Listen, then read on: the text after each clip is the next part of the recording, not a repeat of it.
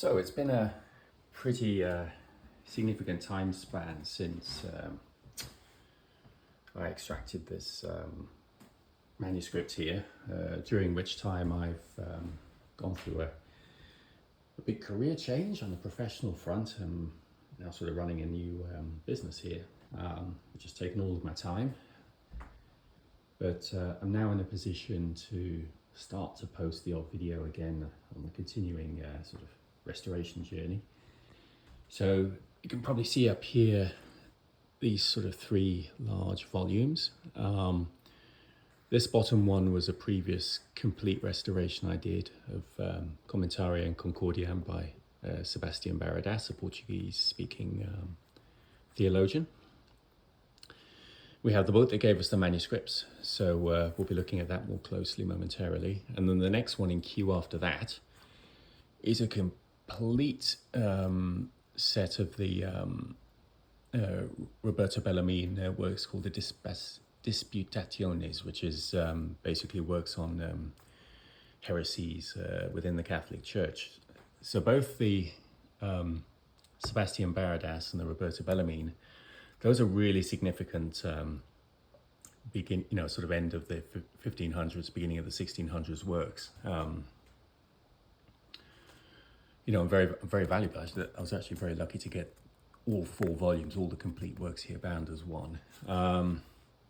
This one that gave us the manuscripts, this is 1670, is a little newer, maybe a little less historically significant, but nevertheless still an important book. So we're going to have to sort of think about how we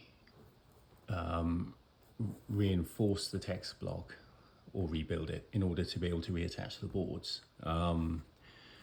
Obviously, this guy down here was the subject of a complete rebuild and restoration using a loom, where we resew the text block from scratch. I think the Roberto Bellarmine is probably going to have to go down the same journey, because as you can see, the ribs are shot in many cases. But this one maybe not sure. So let's have a closer look at this book. Okay. So just a reminder, we have these loose boards. They have I have to say, a sort of a spongy quality to them. Kind of interesting. I guess there's a bit of separation happening within the fibers. I actually quite like this leather here. Title page we'll need to reattach, which we can do. You can see there have been some sort of attempted repairs in the past, probably very old repairs actually, as you can see there. Sort of the pages coming loose there. And then what's interesting with this text block is it's actually holding together pretty well. But what's basically happened to it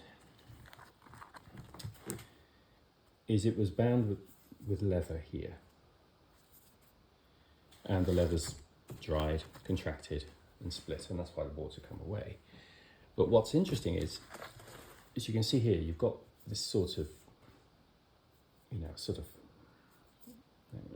fossilized, or what's the word, vestigial remnants of what would have been a reinforced structural headband and tailband. And that's actually really robust. That's holding the whole text block together very well. And I suspect there are some sewings in here that are doing the same thing, unrelated to the actual leather here. So there are basically 3 options. The first option is set up the loom and do a complete resew of the text block. That's kind of going to be a shame if we have to do that, because that would mean unpicking this. And the text block itself is not in pieces. It's still, if you ignore the sort of first and last pages, which are easily reattached, it's actually all together. So it would be a shame to pull this apart only to sort of resew it again. But in an emergency, we can do that. The next option would be to actually attempt to remove the leather and put string within these loops. That probably is not going to work. And I'm saying that because my experience of string like that, that's sort of tightly wound into leather many hundreds of years ago is there's basically an adhesion, a blending of the fibers that happens.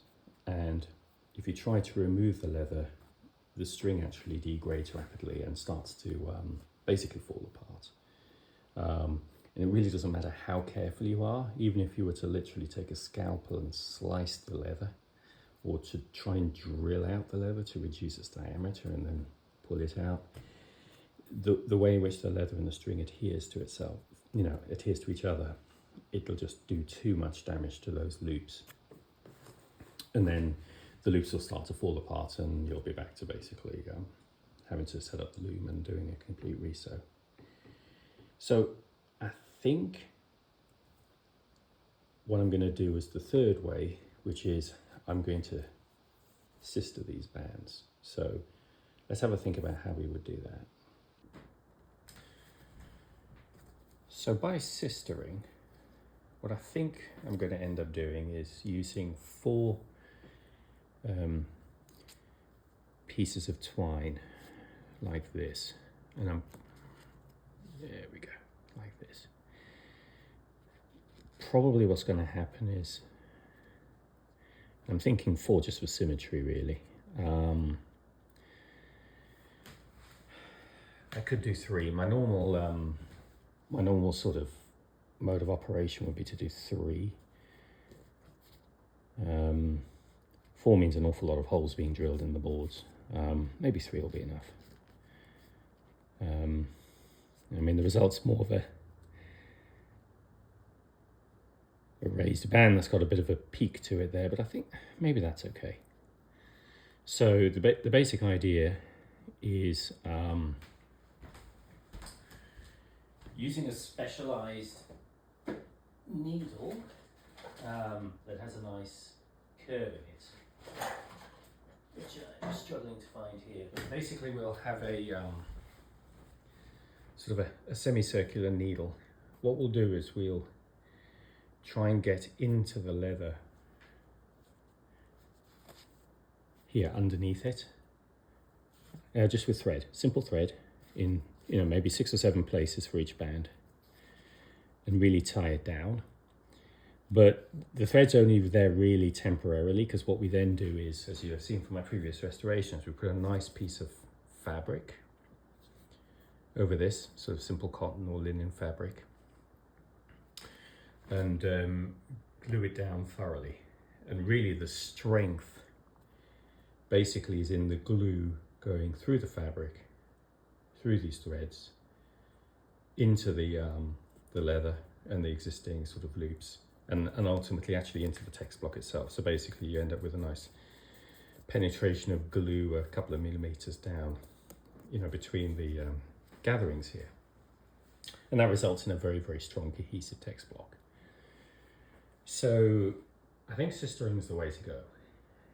If it doesn't work, which really is going to come down to the strength of these loops, even if, as I sort of sew these threads in, the loops themselves start to fray, even though if I do my best to avoid it, then, then we'll be back to having to crank up the loom and resew the text block from scratch. But I'm hopeful that I can avoid that. So what we're going to end up with is sets of 3, I think, 3 of these along the ribs, and then we'll be able to basically sew those into holes in the boards, and that'll be how we reassemble the text block ready for board reattachment.